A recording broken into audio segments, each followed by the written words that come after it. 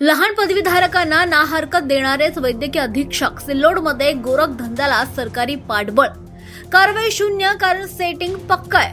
लहान पदवी मोठे हॉस्पिटल अधीक्षकांची सहीच आरोपींची ढाल आहे.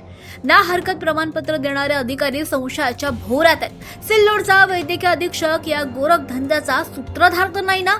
रुग्णांची दिशाभूल लहान पदवी मोठे हॉस्पिटल आरोग्य विभाग मात्र झोपेत.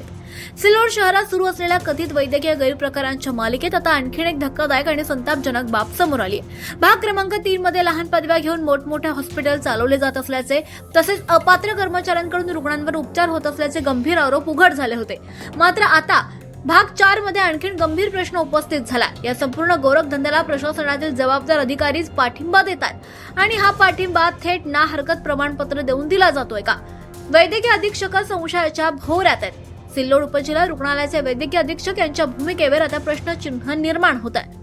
कारण विश्वसनीय माहितीनुसार आणि उपलब्ध निरीक्षणानुसार लहान पदवीधारक व्यक्तींना हॉस्पिटल सुरू करण्यासाठी अथवा उपचार प्रक्रियेसाठी ना हरकत प्रमाणपत्र म्हणजेच एनओसी देण्यामध्ये वैद्यकीय अधीक्षकांची भूमिका समोर येते.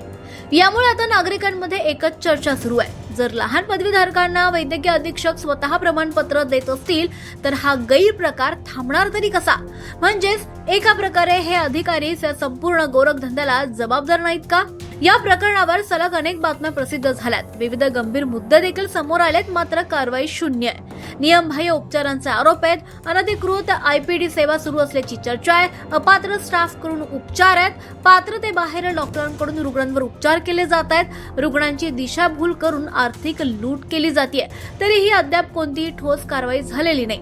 यामुळे जनतेत संताप उसळला असून एकच प्रश्न विचारला जातोय की कारवाई का होत नाहीये आणि कारवाई थांबवणारा नेमका कोण आहे? जाणून बुजून दुर्लक्ष केलं जात आहे की थेट पाठिंबा दिला जातोय? नागरिकांमध्ये आता हा संशय देखील अधिक गडद होत चाललाय.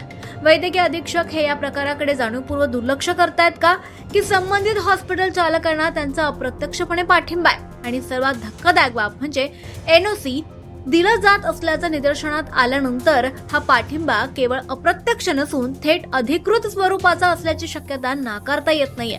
शहरात आता उघडपणे देवाणघेवाणीची चर्चा देखील जोरदार सुरू आहे. काही हॉस्पिटल चालकांवर कारवाई होत नाहीये कारण सेटिंग पक्का आहे. तक्रारी होतात, बातम्या येतात, पुरावे समोर येतात, पण तरीही फाईल मात्र पुढे सरकत नाहीये.